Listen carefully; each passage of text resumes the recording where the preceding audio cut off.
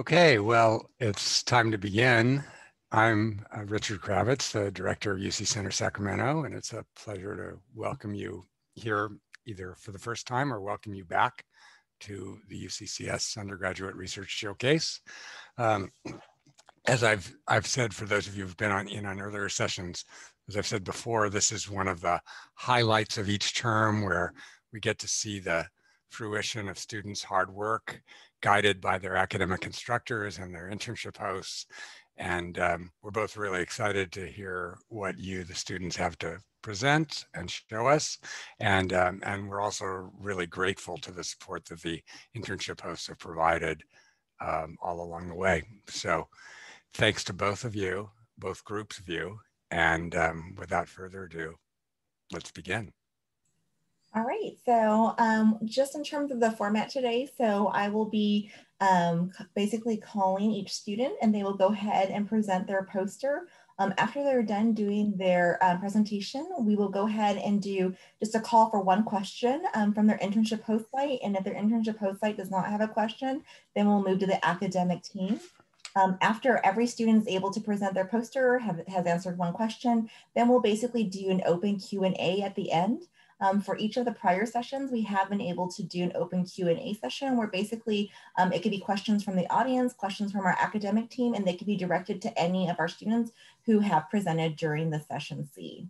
And so with that, our first student is Jay Hockley.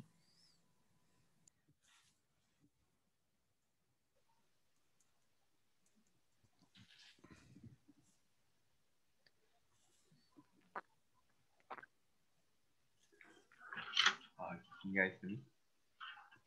Yes. Okay. So, in the recent COVID-19 epidemic, the United States holds one of the most extreme circumstances in regards to COVID-19 related deaths, where as of September of 2020, the total deaths range around 169,000. 71,000 of those deaths are actually from nursing home residents. This means that a group that makes up less than 1% of the population is responsible for 42% of the total deaths. This research will provide information as to why this is the case in a more political scope. But rather than focusing on the national actions of the United States, this research will adopt a more micro perspective, where the actions of the states will be researched.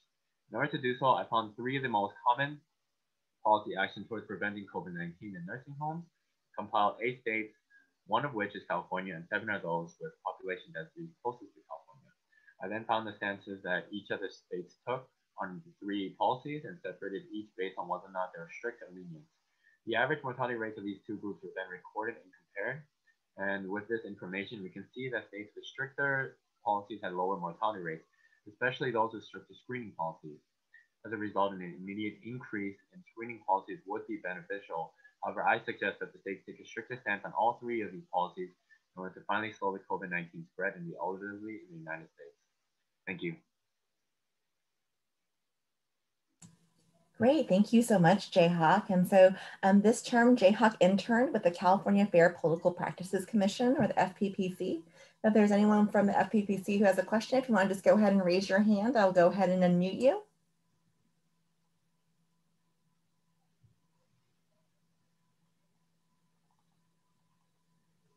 All right, and if not, we will go ahead and go to the academic team.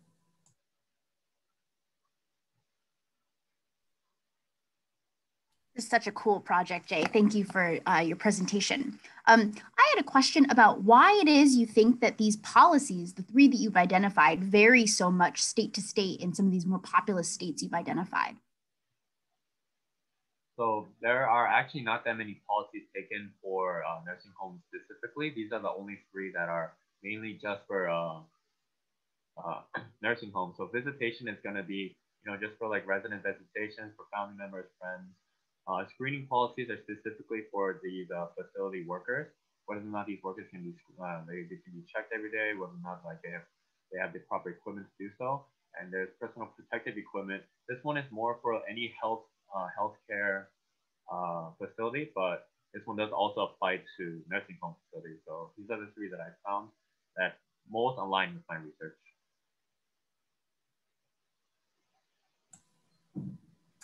Great, thank you, Jayhawk, and thank you, Paige, for the question. And so Our next student is Stone Nealon. All right, let me share. Did everyone see that okay? Yes, looks great, thank you. So the title of my project is Gilded Gardens Are the Benefits of Community Gardens Reaching People That Need It the Most?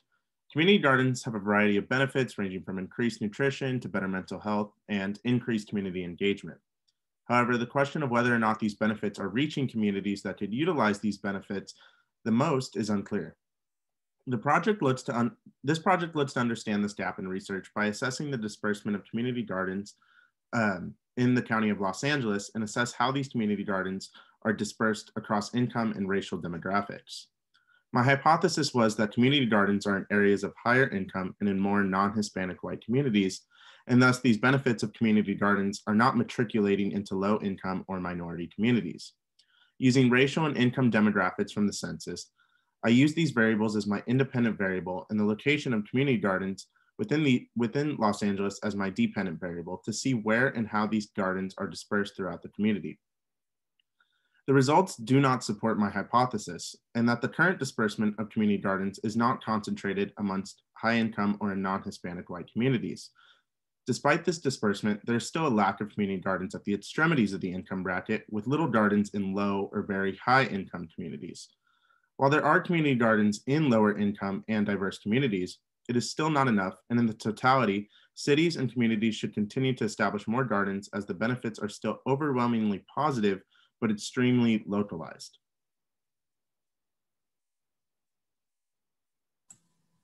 Great, thank you so much, Stone. And so this term, Stone interned with the California Fair Political Practices Commission, or FPPC.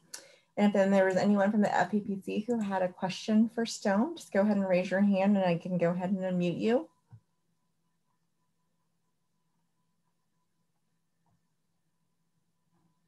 All right, and then if not, someone from our academic team. Hi, Stone. Really interesting project. I was wondering if you could talk more about the benefits of community gardens and why they're so important. So the background for this research was kind of, I wanted to see if there was a method to help solve like food deserts.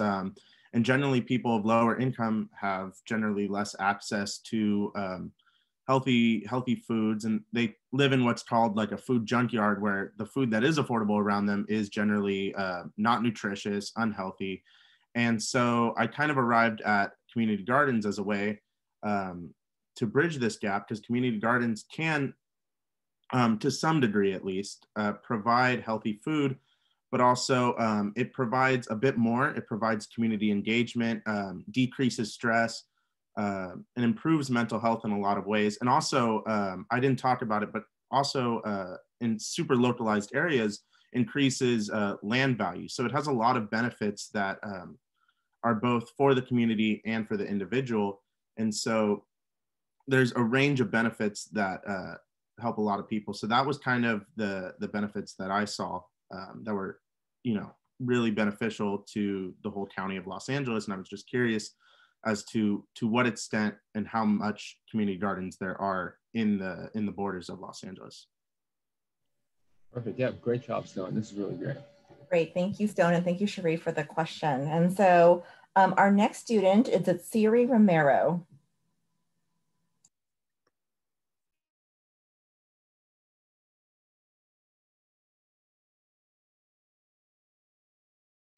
Okay, trying to like unmute myself. All right. Hello everyone, I'm Adsity and I am a student here at UC Davis. So the title of my project is California K-12 School Funds and Academic Performances. So according to the California K-12 budget, the local control funding formula proposed $1.2 billion augmentation, which is an all-time high for the state of California. If schools are receiving greater funds, how has it impacted the graduation rates and overall test performances? I hypothesize that the more these counties invest in dollars per student for K-12 education will result in higher academic achievement in the counties of San Diego, San Bernardino, and Riverside. I compare the dependent variable, which is the overall graduation rate of each county, and the independent variable, which is the overall budget in the year of 2019 to 2020 that was provided by the Department of Education. I then analyzed the increase in funding and how it compared to an increase in CAS scores, math, and English in the years of 2016 to 2019. I found that Riverside has the highest graduation rate and is most funded out of all 3 counties in 2019, as shown in figure 1. I saw a positive correlation in the CAS scores of a 4% increase in math and 2% in English for the years of 2016 to 2019, as shown in figure 2. Finally, I saw that San Diego County had the highest percentage of college readiness out of all 3 counties, as shown in figure 3. I suggest that the local control funding formula should give a special attention to those counties that are low funded with low test scores like San Bernardino, as shown in both figure 1 and 3. If provided more funds, they may invest in educators or programs that may help increase their overall academic performance. Thank you. Great, thank you so much. It's Siri. So Siri this term interned with the California Energy Commission Communications Division. And so if there's anyone from the office that had a question, go ahead and raise your hand and I'll unmute you.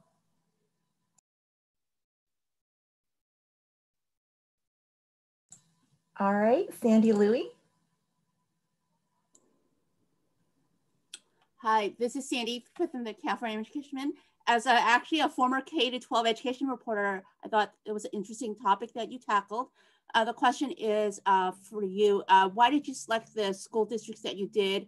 And were there any either similarity or differences that accounted for the analysis that you did? Thank you, Sandy, for this question. I selected these counties because they showed the most diversity in the part of SoCal.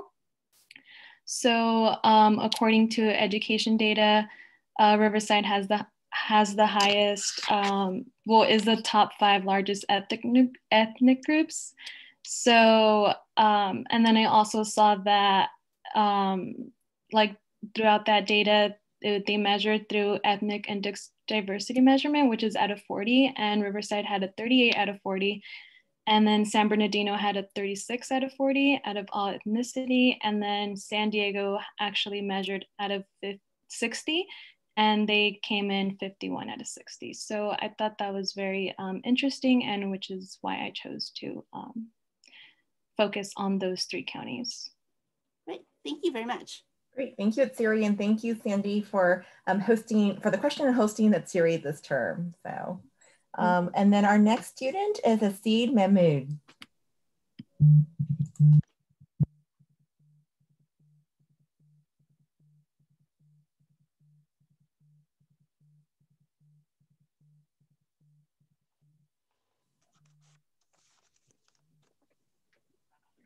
Hello, everyone. My name is Asid Mahmood, and thank you for being here today. According to a study by Polonio in 2020, a vast amount of California residents are from disadvantaged communities with varying racial and ethnic compositions, educational backgrounds, and are from low-income communities. My research question is, what is the relationship between a California county's racial ethnic composition and its COVID-19 infection and death rates while controlling for education and poverty?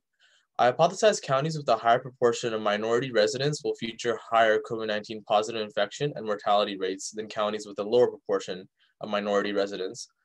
The independent variable is the percent of minorities in the county population, while the dependent variable is the number of cases and deaths in that county divided by the number of residents in that respective county.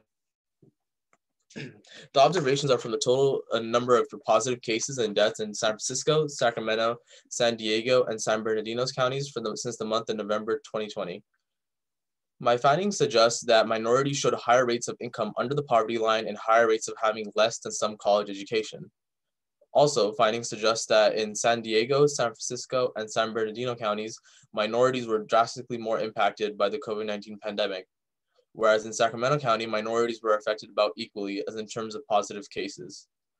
However, these preliminary findings are influenced by the timing of countywide lockdowns and the fluctuations of tier changes for each respective county, potentially influencing results based on the guidelines at that time. Future policy should focus on higher education programs due to higher education is shown to correlate with higher income, both of which are risk factors for COVID-19.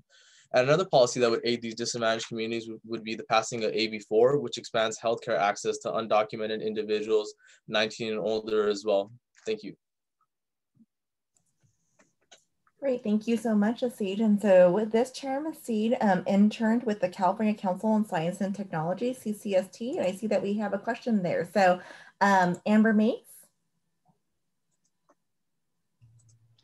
Thank you, Cindy, and thank you, Asid. This is a great presentation, and all the presentations have been excellent so far. Asid, would you say a little bit more about the counties that you, the regions that you selected, and also why you think Sacramento might have been different than the other areas that you looked at? Thank you so much. Yeah, thank you, Amber. The reason I chose these 4 specific counties were because they differ in ethnic composition, income, education, rural versus urban, and Northern California versus Southern California.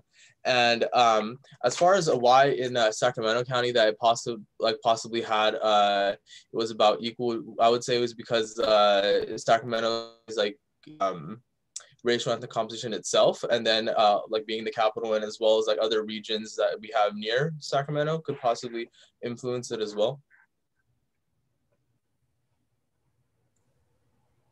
Great, thank you, Asid. And thank you, Amber, for the question, also for hosting us at this term. Thank you. And then our next student is Naveed Megmani.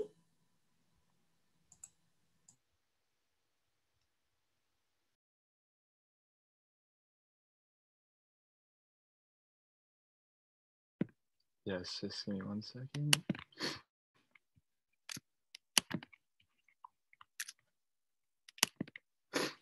Okay, can you guys see my screen okay?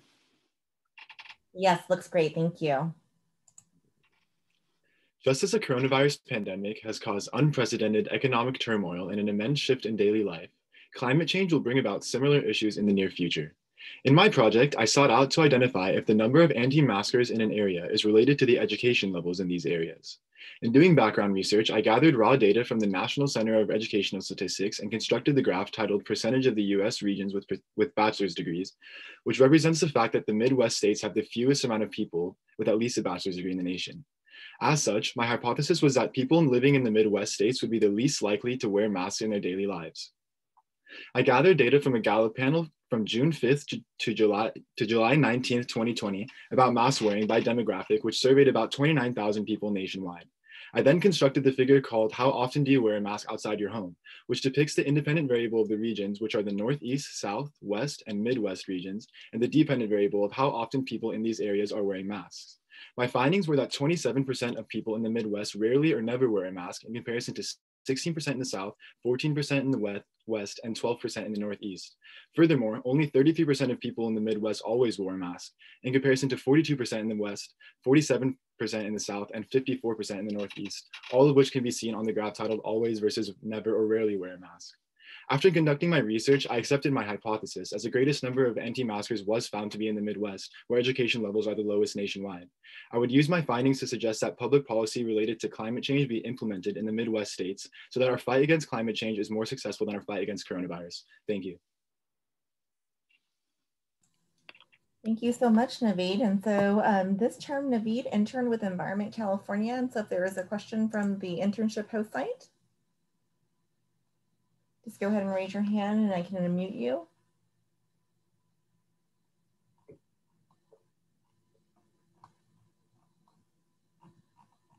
All right, and if not, a question from the academic team.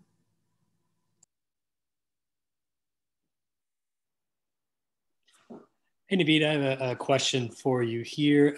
Dr. Butters here from Paul 186E. I was just curious, so you say the Midwest has the lowest amount of college degrees and has the highest proportion of people who probably won't wear a mask. But I was curious, what states do you consider the Midwest? Are you basing this off of what comes like from the Census Bureau, or what determined the areas for you? Right. So yes, I did take it off the Census Bureau.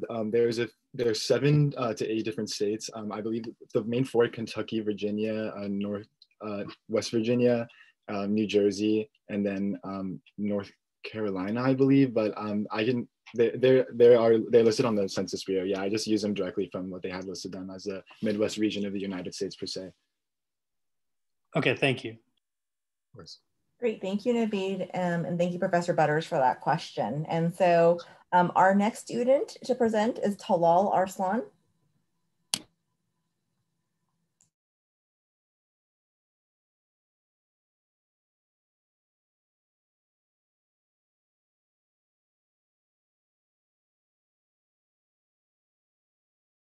Can everyone see my screen okay? Yeah, looks good. Thank you, Talal.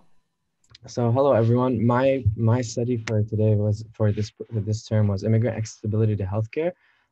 My research question is, how does age and income affect consistent access to healthcare for immigrants? And I hypothesized in the beginning of the study that if an individual is a low income and a young immigrant, then that individual is less likely to have a place of usual care, in contrast to native born citizens with age and income levels controlled.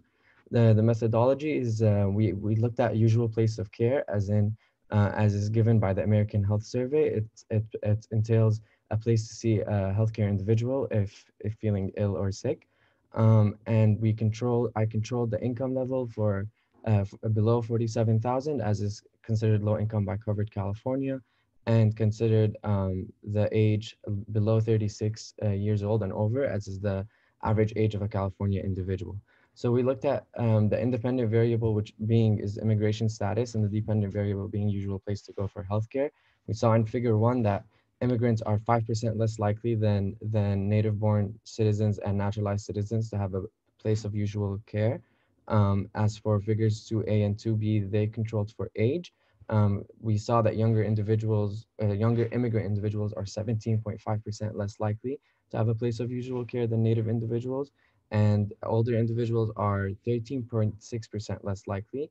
And comes as no surprise, which follows also demographic trends. Younger populations also secured a place of usual care at a higher rate than older individuals as well.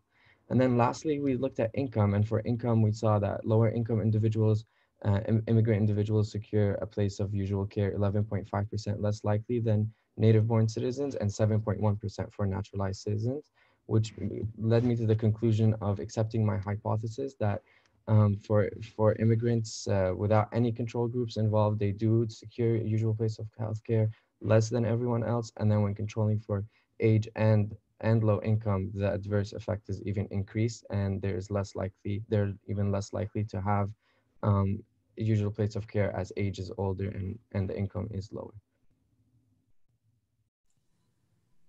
Great, thank you so much, Talal. So Talal, this term, intern with the California Air Resources Board, and I see that we have a question from there. So Layla Atala, let's see here, I just unmuted you, and I think you need to mute on your side too. Great, thank you. And great work, Talal. Interesting question. I wonder if you have any suggestions based on your research for how to close these gaps in terms of access to healthcare for younger and older immigrants.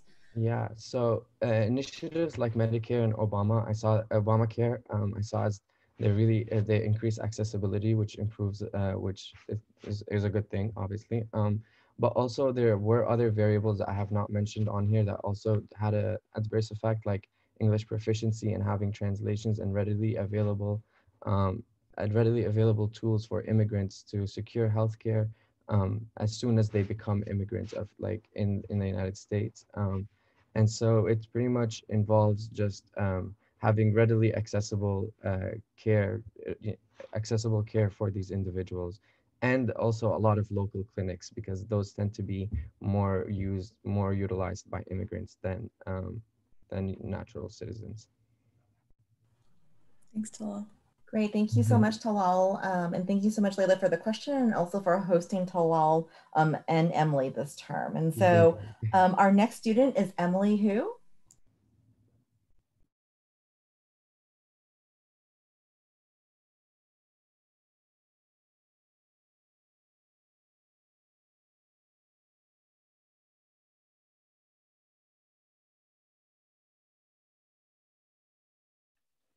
Sorry.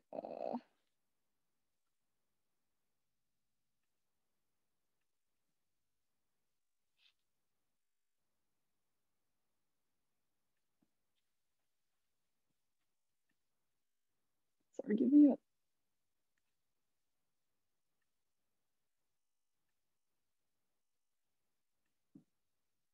All right, can everyone see Yes, that? you can see that. Great, Emily. Thank you. All right. So I'm Emily. I'm from UCLA, and I did my project on trying to explore the relationship between linguistic isolation and sudden infant death syndrome. So sudden infant death syndrome is one of the top 5 causes of infant death in the United States in 2018. And in this project, I predicted that California counties with higher linguistic isolation will also have higher rates of sudden infant death syndrome. For a little bit of a background, sudden infant death syndrome, or also known as SIDS for short, is the unexplained death of a baby younger than 1 year old. And the risk of SIDS can be greatly reduced by adopting certain practices, such as having the baby sleep on its back and on a firm surface without fluffy blankets. And these measures can be adopted relatively easily. And there is a clause in the California Health and Safety Code that requires patient education regarding SIDS. However, California has a large immigrant population, and different census tracts in different counties across California have varying degrees of English proficiency, which may hinder the effectiveness of patient education. And to do my analysis, I took linguistic isolation, which is defined as the percentage of households in which no one over the age of 14 speaks English well, from the California Virus Screen report. And I got the SIDS rates from the CDC Wonder database, which is measured in the number of deaths per 1,000 infant deaths. And when examining the correlation between the two variables was rather weak, but there was limitations in the SIDS data that I was able to obtain. And while I did not find a strong positive correlation here, I do think it's worth looking into this issue further, perhaps investigating it on a more zoomed in level through looking at individual census tracts or through interviewing individual patients that have experienced language barriers in hospitals. Thank you. Great, thank you so much, Emily. And so Emily, this term interned with the California Air Resources Board, and if there was a question from the internship host site. Again, great work, Emily. And I'm curious about whether through your work with Calendar Virus Screen, you've identified any shortcomings with that as a data source and kind of recommendations for using that data and drawing conclusions with those limitations in mind. Yeah, I think actually with my project, I found more limitations in the other data source, which was, like the data source where I got the SIDS rates, because for CalVirus Screen, I found that I was able to find information on the census tract level through like all of the census tracts in California, where that was not the same for the other data source. But I think looking through CalVirus Screen, I know such as linguistic isolation, that probably has a lot to do with some of those like other fields on there. And so I think if the database could somewhere in there sort of explain like how the different indicators like influenced each other, that might be helpful.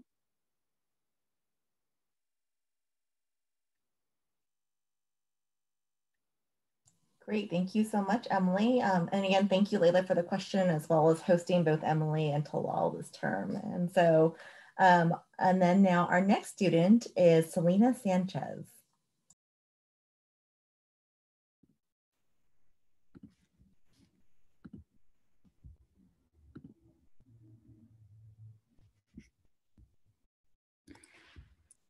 Hi everyone, my name is Selena Sanchez. My title is A Just and Sustainable Transition, Climate Action Plans Health Implications. Research on climate action plans failed to analyze whether the greenhouse gas emissions reductions will produce co-health benefits and advancements in social equity. In this study, I asked, what is the relationship between climate action plans and the changes in public health, specifically in low-income Hispanic and Black communities? And I hypothesized CAPS with the highest CAP score have the biggest reductions of the health inequality indicators. I evaluate climate action plans from 5 California cities and rated them by their greenhouse gas emissions reduction targets and improvements, inclusion of co-health benefits and social equity, and amount and detail level of strategies to reduce greenhouse gases. I computed changes for health factors by analyzing data from Virus Screen 2.0 and 3.0, such as asthma, low birth weight, diesel, particulate matter, and unemployment. I calculated the health differences for census tracts that it had a majority and greater Hispanic population, a majority and greater low-income population, and a 25% and greater Black population. I found San Francisco to score the highest in my CAP scoreboard and Sacramento the lowest. And my findings do suggest a negative correlation. The most ambitious and equitable climate action plans did have the biggest rejections in Cal and Screen scores. Relatively, Hispanic community experienced the greatest rejections in overall health inequities, and asthma levels improved the least, and particulate matter levels decreased the most for most communities. Future laws should require all present and future climate-related policies to have social health, environmental, and economic equity analysis conducted and reported, and allocate resources to eradicate disproportionate social and health impacts. And governments at all levels should be required and incentivized to create annual updates on greenhouse emissions reductions and social equity advancements. Thank you. Great, thank you so much, Selena. And so Selena, this term interned with the Cal EPA Environmental Justice Unit. And so if someone from the office wants to ask her question, I can go ahead. All right, Deldy Reyes. Hello, great job, Selena. Thank you for this great presentation. My question for you is to consider that if you were going to do this study again, what would you change about your approach and why? What I would change, well, something I would like to include is like how the demographics is I included a little portion of like the low income and race and ethnicity demographics, how that influence also how socially equitable the climate action plans were. I would also wish there was more available data for annual updates on these plans, because when I was looking for a lot of data, I noticed I had to skip over some years because I didn't have that available data. So maybe in more future years when there's been more data accumulated, because some of these plans were adopted in 2015, maybe in the 10 years to see how much progress they've really done and what updates and changes they have made to advance towards social equity. Thank you. Great, thank you. Thank you, Selena. And thank you, Deldy, for the question and for also hosting Selena this term. And so our next student, actually our last student for this session is Jessica Rodriguez.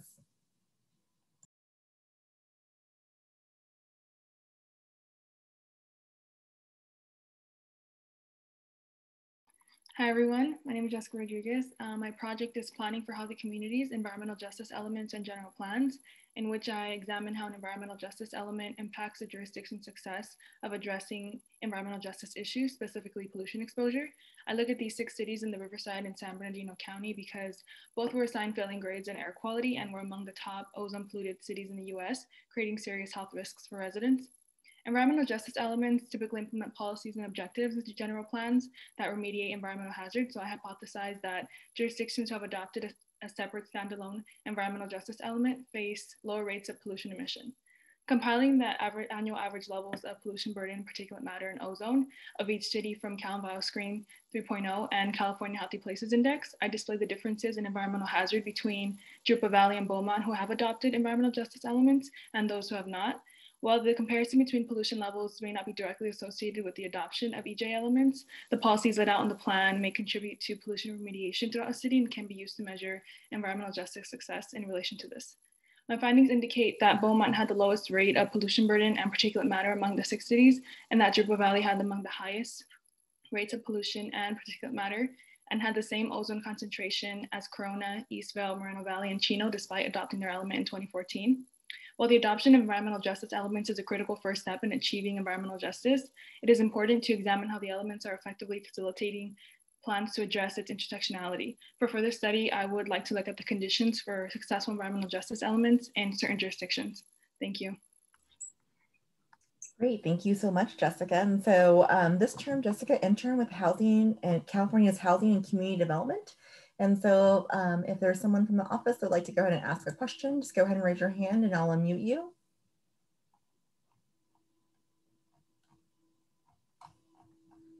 All right, great. Paul McDougall.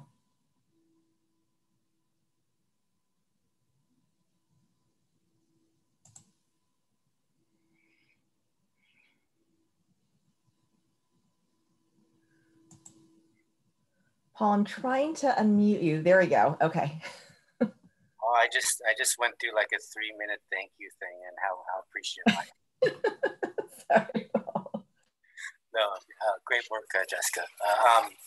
When you were looking at the some of the, first of all, did you find that not many jurisdictions have really done these environmental justice elements? Was there any thoughts there? Yeah, actually, thank you, Paul, for the question. I found that only a couple of cities have adopted environmental justice elements, or at least separate standalone ones, including Jupiter Valley and Beaumont, and especially in the Riverside County. So that's a big gap there, huh? And then did you see any particular best practices in the 1EJ element with related to remediation?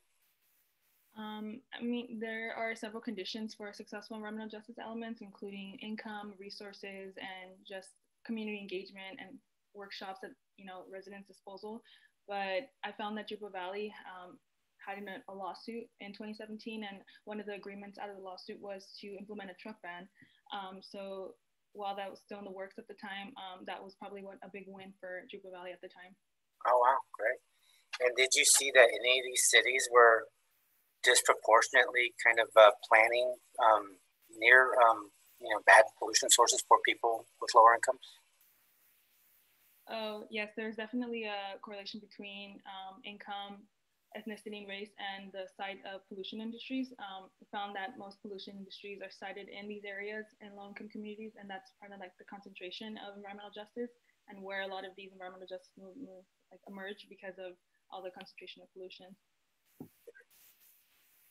Anything you think the state should be doing in addition to your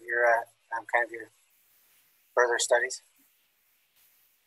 In terms of accountability, I feel like it's important to hold local jurisdictions accountable for facilitating environmental justice objectives, because a lot of times, like the truck ban, for example, in Jupiter Valley, it wasn't implemented and there was still high levels of traffic pollution, and also more funding for states to reduce vehicle emissions and traffic emissions. Great, great. Well, fantastic work. Thank you.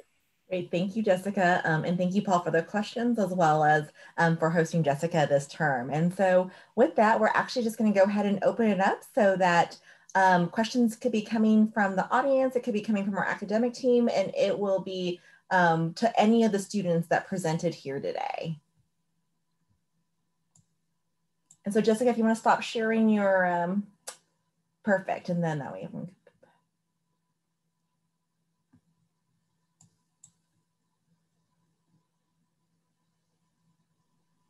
Well, I have a few questions if no one else is going to jump in right now.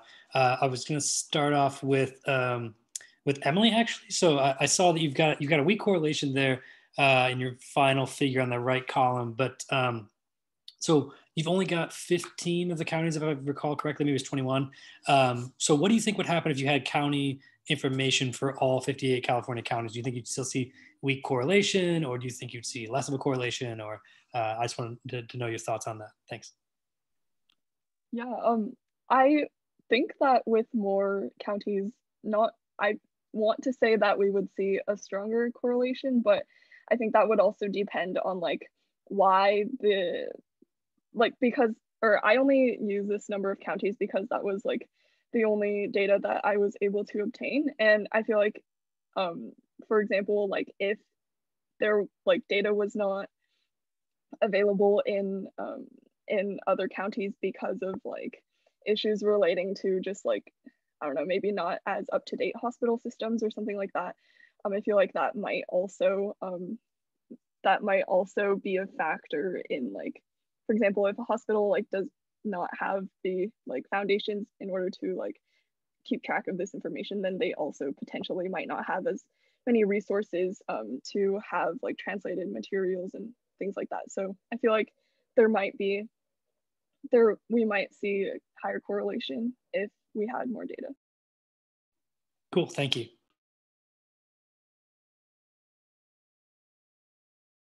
Follow-up question for Stone about community gardens. One of your results was talking about how you found more community gardens in Hispanic neighborhoods of Los Angeles and fewer in sort of more populated Black and Asian American neighborhoods. And I was wondering if you could speak as to why you think that disparity exists between communities of color. So this was something I was kind of thinking of, and there's a lot of conflicting, I think, directions I can go to answer that question. and one of them is a limitation on my study. So my study is looking precisely at where the community garden is located within communities, and not necessarily who is actually using the community garden. And so what I found while looking at ArcGIS and the mapping of it was that a lot of the many Hispanic, the low-income Hispanic centered community gardens are kind of around the Compton, Inglewood area, which is close to the predominantly African-American community. So while there was only 2 within the African-American community, it is possible that maybe many African-Americans are using community gardens that are located around, but also trying to figure out why there's a lack of community gardens, or specifically why there's more community gardens in Hispanic low-income areas was something I struggled with. And I think to formulate a like preliminary answer, it might be best to look at, you know, where the community gardens aren't. So like in the very high income areas, specifically like Beverly Hills, there's no community gardens whatsoever. And I can think of a litany of reasons of why that is, partly because they might have just a private garden if they're really interested in gardening. And then I think also being that there's no community gardens within Africa, or only very few community gardens in African-American communities, it could be just a result of, you know, the historic and systemic racism through like redlining that has like kind of, that has, I guess, capitulated them in such a way that it makes it more difficult for them to establish community gardens. And it's much more resource intensive in doing so. So it's not the best answer, and that might be a task for future research, but I think in formulating kind of my best answer to give to you would be that. Thank you. I have a question for Acid. So you mentioned as a policy suggestion passing AB4. So I'm wondering if you did any research as to whether access to healthcare, both pre and you know during the pandemic, influenced those outcomes that you saw. Yeah. So basically what I had for AB4 is expanded healthcare access to undocumented individuals like 19 and older as well. So it was like minority focused, and then like allowing them access to healthcare. And I know the like government has been like putting out policies that if you do contract COVID, like there are like other options available. But that is actually, if I were to like do this study over again, or if I would able to do a new one, I would want to focus on which healthcare options or healthcare access specifically do the communities have in these counties.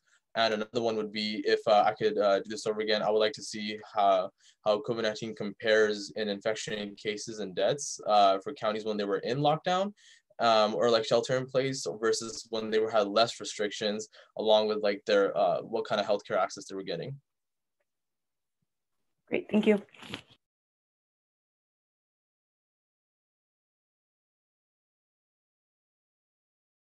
I also have a question for Naveed.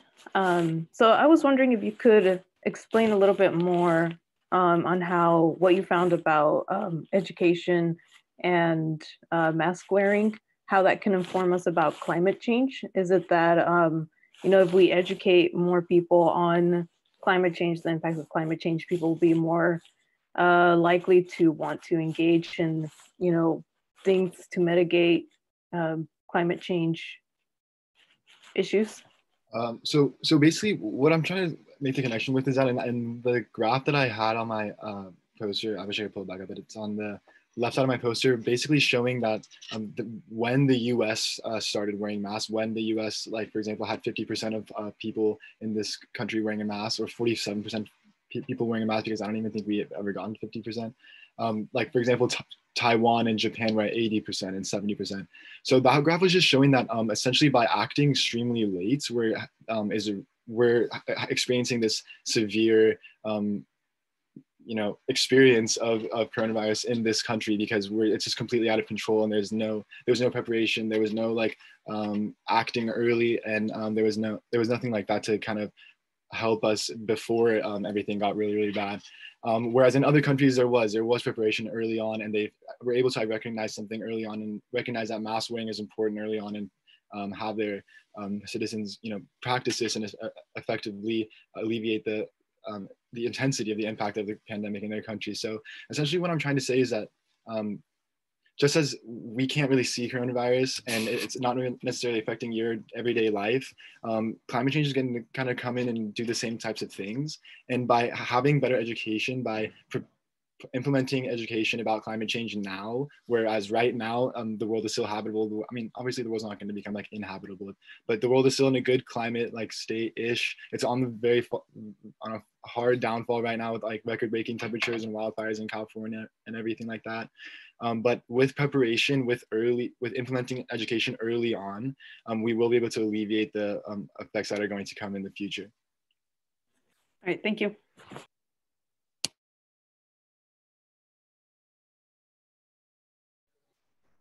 Hi, I had a question for Emily.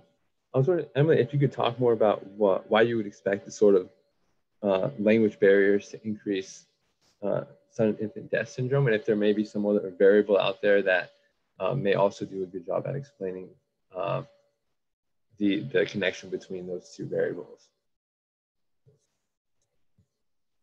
Sure, yeah. So my reasoning for language barrier influencing sudden infant death syndrome is that, like, unlike a lot of certain other causes of just like infant death, this largely relates to things that you can change pretty easily. Like, there's nothing like there's not really anything genetic or like things like that you can't really change.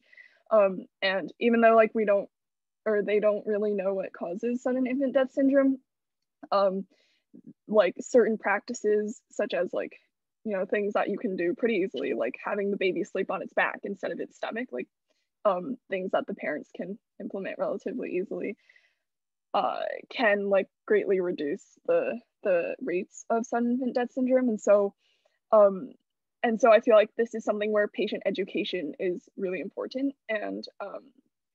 and people who might not be, as proficient in English, that patient education might not be as effective. And so that's sort of the logic behind that. And I think as for other variables, I think just general like other barriers to access would probably also come into play there. Perfect. Yeah, great. Thanks for the information. Thanks. Good job, Emily. Thank you. Great. Other questions? I have a question for Selena. Great. Where you can go ahead. Sorry. Okay. Selena, can you explain, so you mentioned that you found a correlation between the most ambitious and equitable plans. Can you explain like what those ambitious and equitable plans look like and how they're implemented? What was the last part? I'm sorry. Just what you mean by ambitious and equitable plans, like what those climate action plans look like if they're ambitious and equitable. Yeah, so when I was looking at the reductions, I was comparing it to like Assembly Bill 32, which requires like by 1990 greenhouse gas emissions need to be by 1990 levels by 2020, by 2030 they need to be 40% below 1990 levels. So I was looking at which ones were like meeting those, were at the same level as those Assembly Bill, and which ones were even going even further to like reduce greenhouse gas emissions even further. And then for like social equity, I asked questions like which ones were including any analysis, were including how the potential impacts of climate change can disproportionately affect low-income communities and disadvantaged communities. Were they setting up analysis and policies to analyze the impacts? Were they setting up policies and actions that were going to mitigate these impacts? Were they going to monitor these progress? So I was just like, that was like my criteria for whether they were most ambitious and most equitable. All right, thank you. I had one for Atsiri, Dr. Butters here. It's more of a nuts and bolts question. Why did you end up selecting San Diego, San Bernardino and Riverside counties as your case study counties? Why not any of the other counties in California? Thanks. As previously mentioned, I did choose these 3 counties just because, well, at first I know I wanted to focus my research on the SoCal part of California. And then I noticed that Riverside had a very high ethnic diversity. So then right next to Riverside was San Bernardino, and then it was kind of like in the middle of Riverside, San Diego, and San Bernardino. So I thought they were all 3 together. And I did notice that San Bernardino also had a very high ethnic diversity. And San Diego sort of too. But yeah, that's why I chose all 3 of them. Okay, cool, thank you. And that's actually a decent segue into my question for Talal. Do you think you would find regional variation with your findings? Something about how maybe it has something to do with like where people live in California, and maybe how they have access to clinics or hospitals? Like, would you imagine that there's variation among like rural areas versus urban areas, or not just that, but like just like how far physically you are from a clinic? Like I could walk to one right now from my house, but most people can't do that. So I just wanted to know your thoughts on that. Thanks. Absolutely. Very good question, Professor. I think there would definitely be some correlation due to what you just stated. Distance does make a difference. And then also you would see in rural, like I'm hypothesizing, I could not see for my data, like to answer this question, but you could imagine that like in city and urban environments, they're going to be more accessibility and more community organization that helps with healthcare.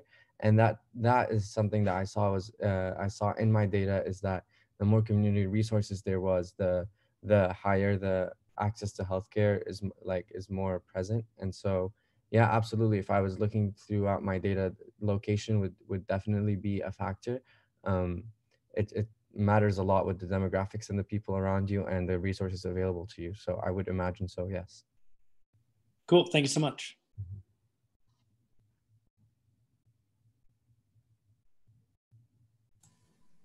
Right, any other questions?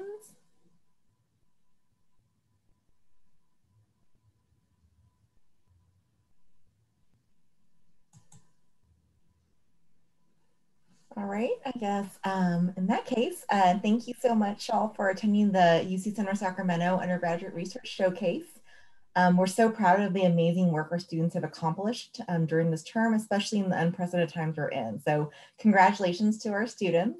And thank you so much for all the internship host sites who are here today and who hosted our students remotely this term. We would not be able to have this internship program without you. So great job, students, congratulations. And that's it for our Undergraduate Research Showcase presentation for today.